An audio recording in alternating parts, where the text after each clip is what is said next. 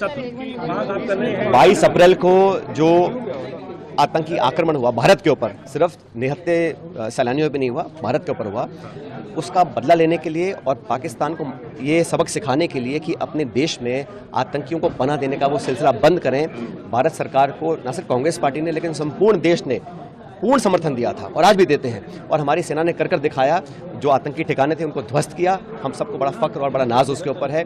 और पाकिस्तान ने जो बमबारी करी है सीज फायर होने के बाद, वो चिंता का विषय है। और जो सीज फायर की घोषणा अमेरिका के माध्यम से हो रही है, कश्मीर पर चर्चा की बात वो करते हैं न्यूट्रल साइट पर, ये आज तक 70 सालों में कभी भी ऐसा हुआ नहीं है।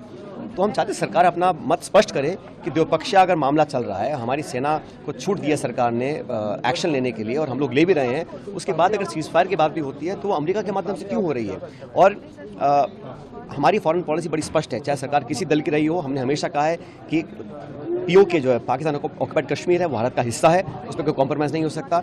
और कश्मीर मुस्लिम पर उसका अंतर्राष्ट्रीयकरण करना ये कभी एक्सेप्टेबल नहीं है। ये हमारा मसला है, इसको हम निपटाएंगे। लेकिन अब जो इंटरवेंशन साफ दिखाई दे रहा है अमेरिका का, वो मैं समझता हूँ उस पर सरकार को अपना पक्ष रखना चाहिए। चूक होगी सरकार से, आप इसीलिए आप चाहते हैं विशेष सत्र हो, तो विशेष सत्र के अंदर ये बात आप रखेंगे। 1994 में कांग्रेस सरकार ने एक सर्वदलीय बैठक बुलाकर पूरी पार्लियामेंट ने एक स्वर से कहा था कि पाकिस्तान अधिकृत कश्मीर भारत का हिस्सा है, उसे वापस लेना चाहिए 1994 में।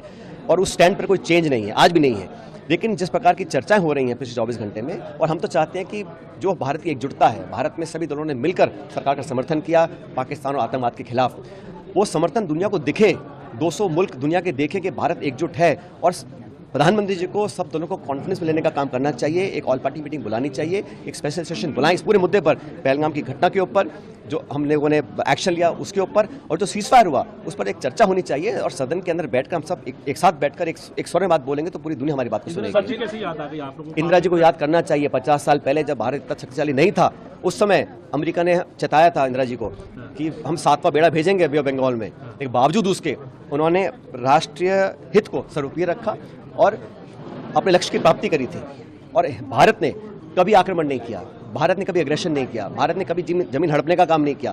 लेकिन भारत की जो संप्रभुता और एकता पर अगर चैलेंज आता है तो भारत को उस जुबान में जवाब देना भी आता है। ये इंदिरा जी ने दिखाया था।